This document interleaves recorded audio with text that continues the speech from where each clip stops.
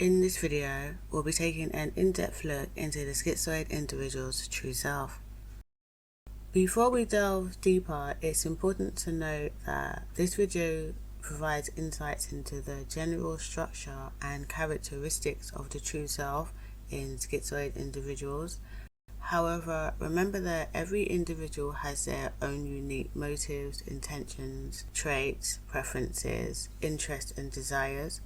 Factors such as genetic predisposition and biological factors play a role in determining certain aspects of an individual's personality.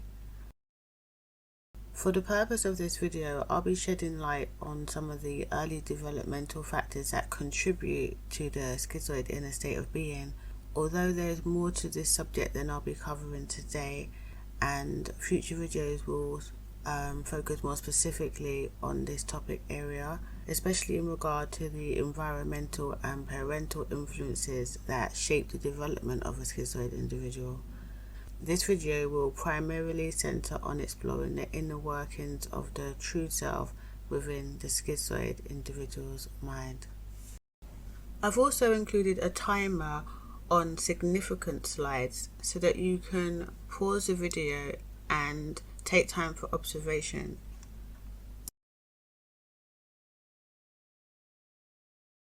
Here's a list of the topic areas that are going to be covered.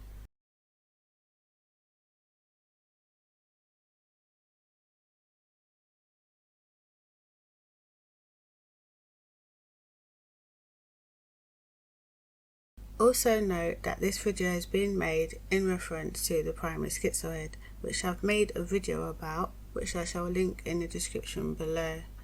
Throughout this video, I'm going to be referring to the primary schizoid as the schizoid personality or the schizoid individual.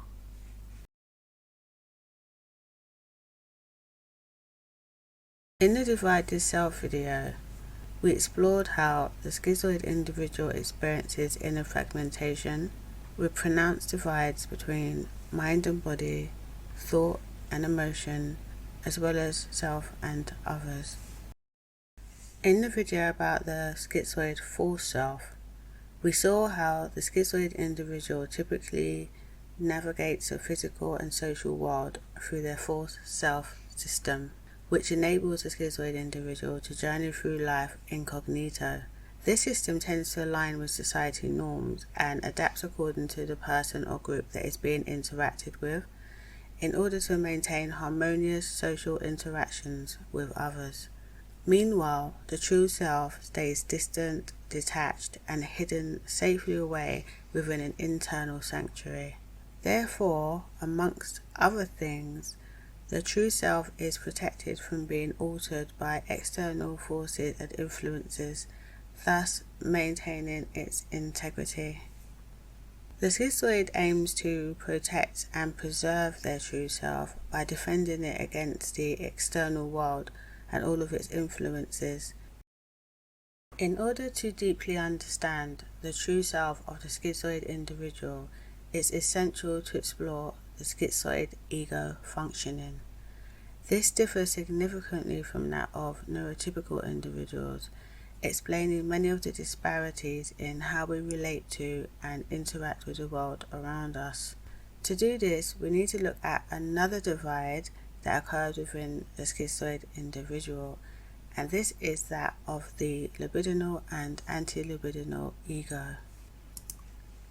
Before we look at how the libidinal and anti-libidinal ego splits may potentially influence us as schizoid individuals, I want to emphasize our underlying sensitivity, and this is that schizoid individuals are safety sensitive.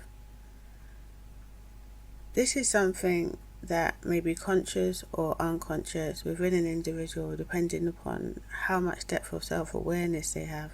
Either way, this influences the way in which our true self functions. Safety sensitivity is linked to concerns about the potential dangers of getting too close to other people. We tend to be wary about being overwhelmed by other people's needs or demands, watching out for signs that others might try to take control or invade our personal space. trying to avoid situations in which this is likely to happen. Due to our safety sensitivity, we've developed a range of defenses that serve as a protection mechanism. I've already mentioned the false self. This diagram shows some of the other methods employed. Keeping other people at a distance helps us to protect ourselves and feel safe. I made a video about the schizoid defense in depth, which is a set of protection mechanisms that we use to help us to maintain psychological and emotional distance from other people. I will now cover how being safety sensitive may inhibit the true self of the schizoid individual from engaging in close or intimate interpersonal relationships. Avoidance of intimacy. Safety sensitive individuals may avoid deep emotional connections with others in order to protect themselves from potential engulfment or loss of self. This avoidance of intimacy can also extend to relationships with themselves, making it difficult for them to fully explore their inner thoughts, feelings, and experiences. Fragmented self-concept. Due to their tendency to keep emotional distance, safety-sensitive individuals might struggle with integrating their various aspects into a cohesive self-concept. They may compartmentalize their emotions, thoughts, and behaviors to prevent vulnerability, leading to a fragmented sense of self. Restricted emotional expression. The fear of being overwhelmed by intense emotions can result in safety-sensitive individuals suppressing their emotional expression. This can make it challenging for them to process and integrate their feelings in a healthy way, hindering their emotional self-awareness. This may manifest as alexithymia, which is an inability to connect or read one's own emotions. Difficulty with self-reflection. Safety-sensitive individuals may find it hard to engage in deep self-reflection and self-examination. Their inclination to stay emotionally distant might lead them to avoid exploring their inner thoughts, limiting their understanding of their own motivations and desires.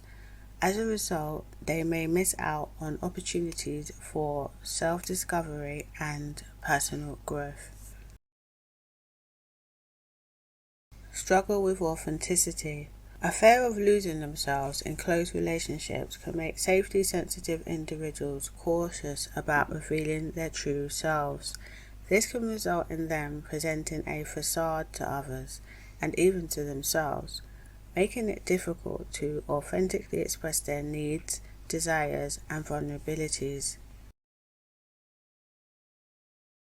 Challenges in decision-making. The need to protect against potential harm from others can extend to their decision-making process. Safety-sensitive individuals may struggle to make choices that require vulnerability or involve the risk of feeling controlled or overwhelmed. Inner conflict. The core sensitivity to safety and distance can create internal conflicts between their desire for connection and their fear of vulnerability. This conflict can hinder their ability to reconcile and integrate different aspects of their desires and needs. As you can see, the underlying safety sensitivity in the schizoid individual has a pervasive effect on many different areas of a person's life. In this diagram, we can see the difference between the safety-sensitive schizoid individual and a standard neurotypical individual who does not have safety sensitivity.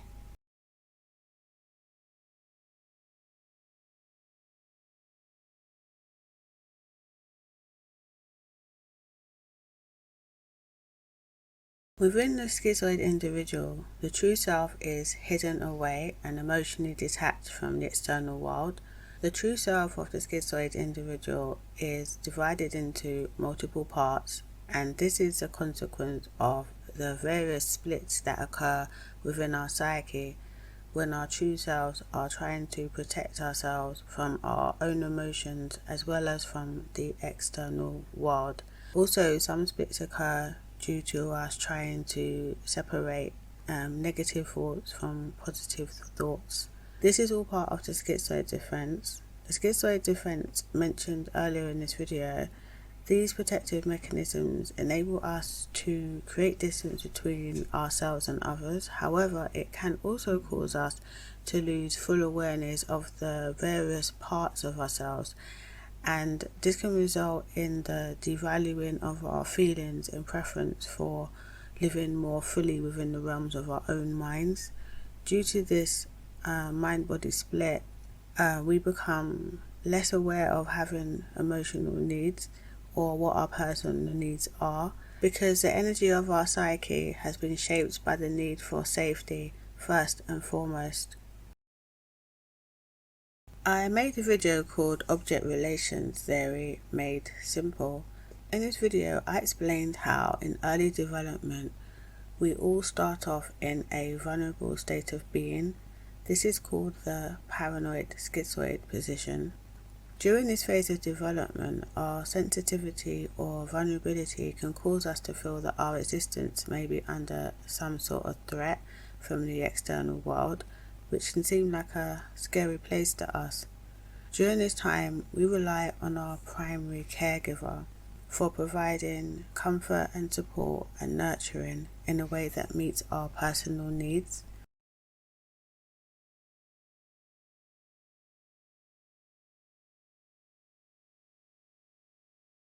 If for any reason this does not happen, the caregiver is either out of alignment with our needs or is unable to meet them for other reasons. Psychological defenses may be employed to prevent us from being overwhelmed by either our fears or sensitivities towards what's occurring in the physical world around us. These defenses include splitting or withdrawal to create a protective zone. By employing these defenses, the infant becomes detached from the physical world, and this creates a sense of safety. In order to help you to understand how this split may potentially affect our lives and why the split occurs, I need to explain what the libidinal and anti-libidinal ego are. The libidinal ego represents our innate drive for connection, intimacy, and pleasure. This drive is deeply rooted in what we often term as our life force or zest for living. It embodies the fundamental human need to bond and create connections. Rooted in our early positive interactions, the libidinal ego emerges when caregivers provide responsive and loving care. These early nurturing experiences provide the foundation for our yearning to connect with others. The libidinal ego propels us towards relationships and meaningful connections. It's the engine that drives us to achieve personal growth and fulfillment through our interactions with others. It's the scaffolding upon which our ego grows.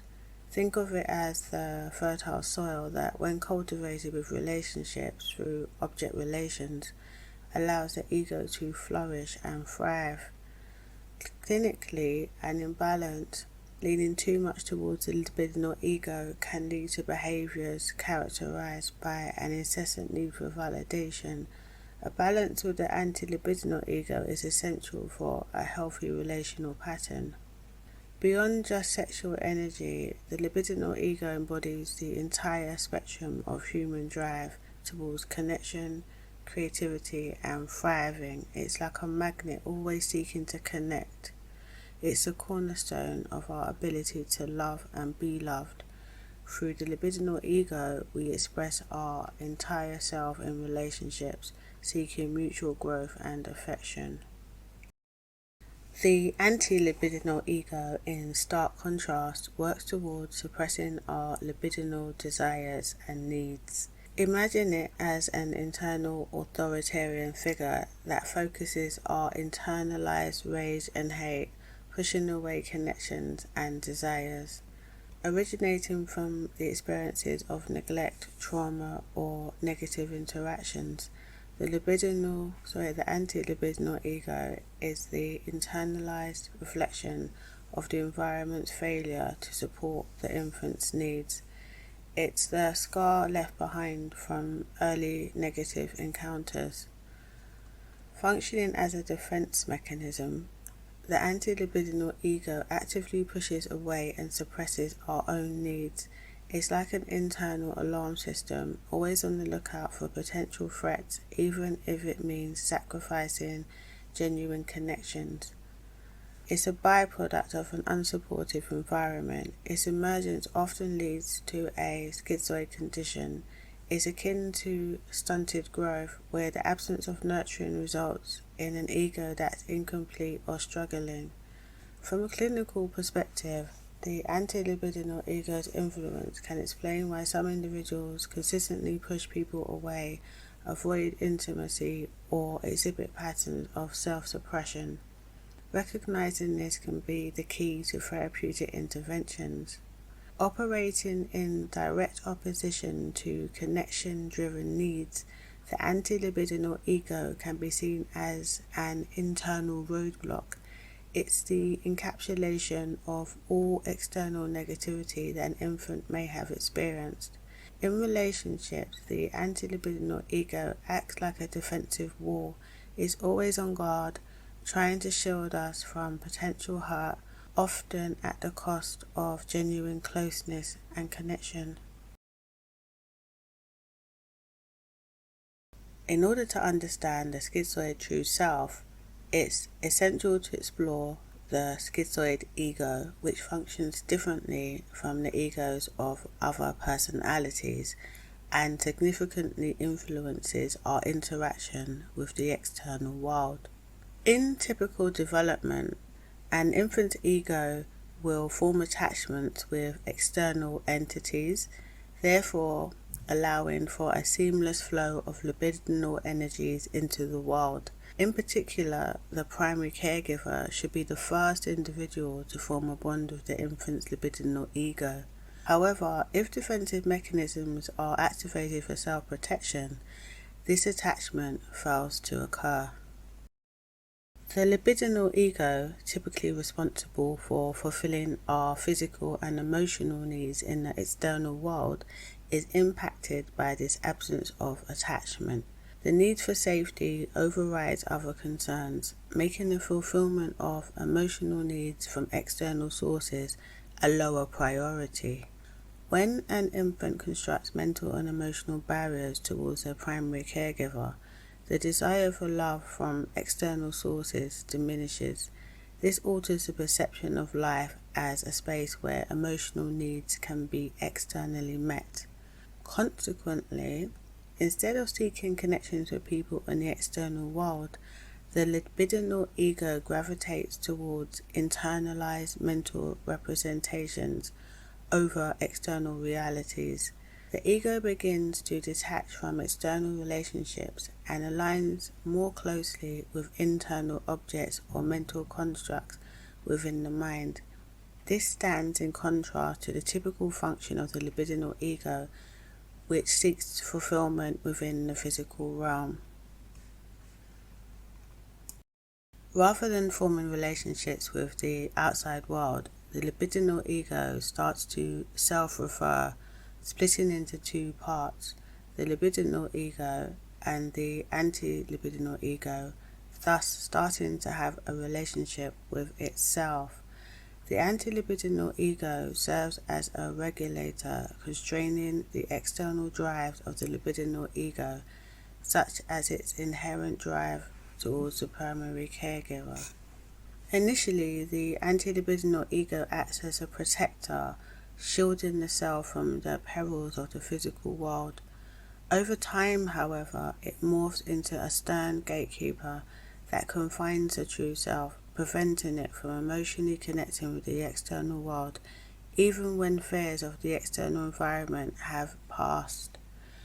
Because of these defensive mechanisms, the libidinal ego's growth becomes stunted due to a lack of external interaction. Deprived of this exercise, it becomes weak and ineffective at engaging with real-world situations. The result is a weakened ego, leading the true self to often lack the motivation to pursue and realize tangible goals in the physical world. In the long run, we find ourselves more strongly attached to internal mental representations rather than to external physical object relations. We end up loving the idea of people more than the actual individuals themselves, which interferes with our ability to fulfill emotional needs through direct relationships with others. This is why the true self can lack motivation to accomplish tangible goals in the physical world. This chart makes a comparison between the ego development of the schizoid individual and the standardized neurotypical ego development.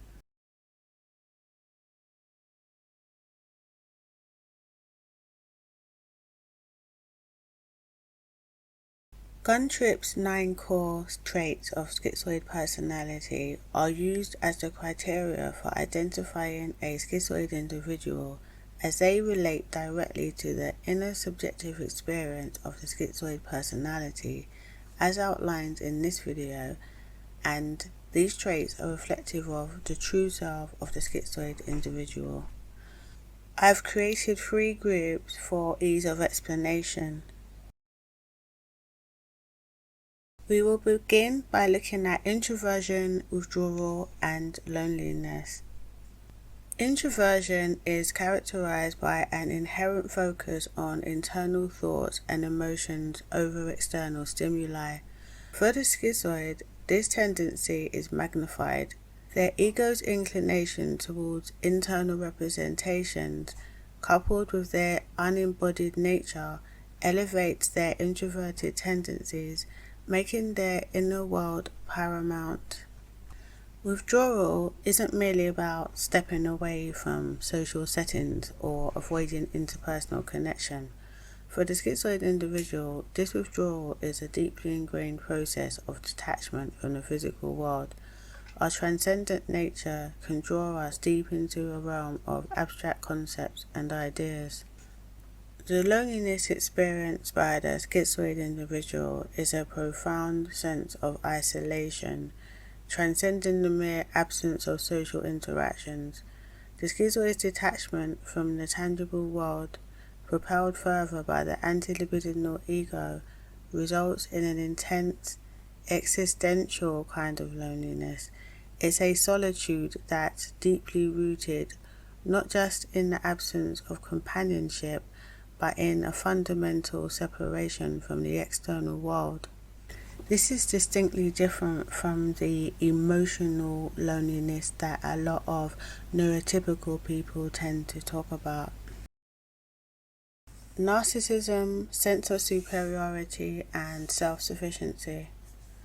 Narcissism at its core revolves around a heightened self-focus.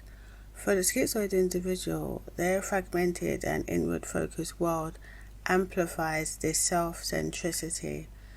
Their true self often places greater importance on personal inner perceptions and ideas, and this can overshadow the external reality.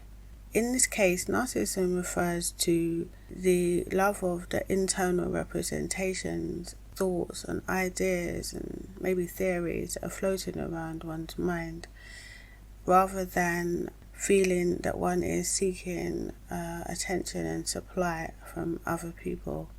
Being very absorbed by one's own thoughts can come across as narcissistic, even if it's not rooted in genuine self-aggrandizement. Sense of superiority is a trait that goes beyond mere confidence, morphing into a belief of one's inherent superiority, especially in intellect or understanding. The schizoid's capacity to remain emotionally distant and their diminished dependence on external relationships can inadvertently feed this sense of superiority. They often perceive themselves as more adept at tending to their own needs than most others, and so really the superiority comes from knowing that one is apart from others and at a safe distance, rather than thinking that one is better than other people. Self-sufficiency, defined by an innate ability or preference to operate without external assistance. The schizoid's true self, given its profound attachment and continuous quest for safety, embodies this trait. This mechanism of self-reliance not only ensures their emotional safety, but also accentuates their distance from the external world, fortifying their defenses against potential emotional threats. Regression, loss of affect, and depersonalization. In the case of regression, schizoid individuals, due to their profound emotional detachment and tendency to withdraw, may occasionally revert to earlier, more secure stages of their psychological development. This is often a form of self-preservation, an instinct to shield themselves from potential emotional harm. This regression may involve a desire to go back to the womb, which can be conscious or unconscious and can manifest in different ways within the individual's psyche and patterns of behavior. Loss of affect. One defining aspect of the schizoid's true self is an inherent emotional detachment, especially when it comes to forging connections with the outer world. This detachment often translates into a visible absence or reduction in emotional responsiveness, a muted or even non-existent display of feelings. Though do note that due to the schizoid's full self system, we can present with an engaging and seemingly emotional persona, but within ourselves we experience a restricted range of emotional connectivity. Depersonalization. The intense withdrawal and emotional disengagement characteristic of the schizoid individual can magnify feelings or experience of depersonalization. They might feel estranged from themselves, almost as if observing their thoughts and actions from a distance. The true self in these moments actually can feel unembodied, further intensifying the sensation of being an outsider, even to one's own self.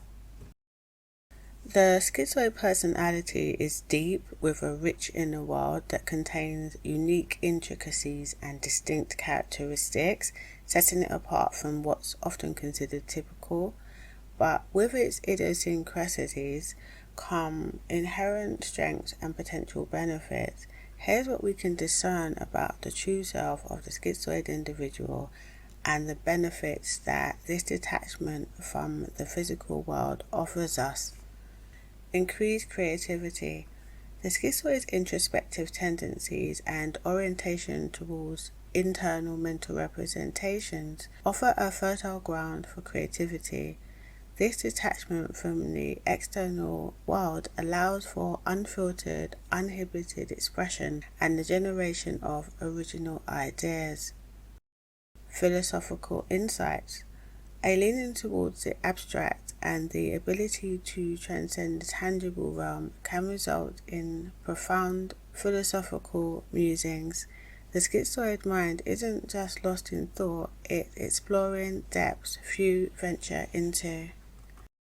Strength of mind. The ability to exist mainly within one's internal world, with limited external validation, fosters mental fortitude. The schizoid individual learns to rely on their own perceptions and beliefs, strengthening their cognitive resilience. Personal resilience.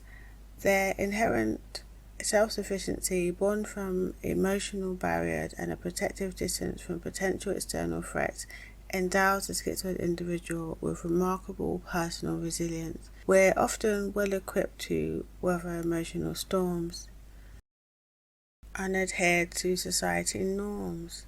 The schizoid detachment from the world at large often means that we remain untouched by societal pressures and conventions. This results in a unique sense of freedom and authenticity in our actions and beliefs. Safety from predators. A natural inclination for maintaining social distance and a diminished external emotional display act as a shield, making the schizoid individual less likely to be a target for those with predatory inclinations. Though sometimes they do target us, however, they're less likely to get the results that they want. Existential depth. The intense internal orientation and the experience of existential loneliness can lead to a profound understanding of self and the human condition. This introspection can offer deep insights into life's meaning and purpose. Authentic relationships. Although they might be fewer in number, the relationships that a schizoid individual does form are often based on a deep mutual understanding and respect, devoid of social pretenses, capable of unique contributions. Being unhindered by society norms and pressures allows the schizoid individual to provide fresh perspectives, solutions, and innovations that might be overlooked by others. Our unique vantage point offers a reservoir of uncharted potential.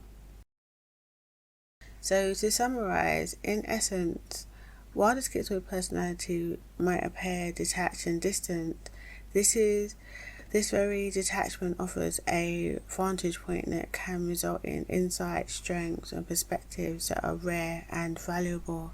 Embracing these strengths and understanding their roots in the schizoid true self can pave the way for personal growth and a life of profound depth. This is where I want to end it on the true self of the schizoid individual. However, I'd like to say that really there is a lot more than I was able to cover in this video. I wanted to give a comprehensive overview, and I think that's what I provided. However, I will be covering more of this topic in greater depth in future videos.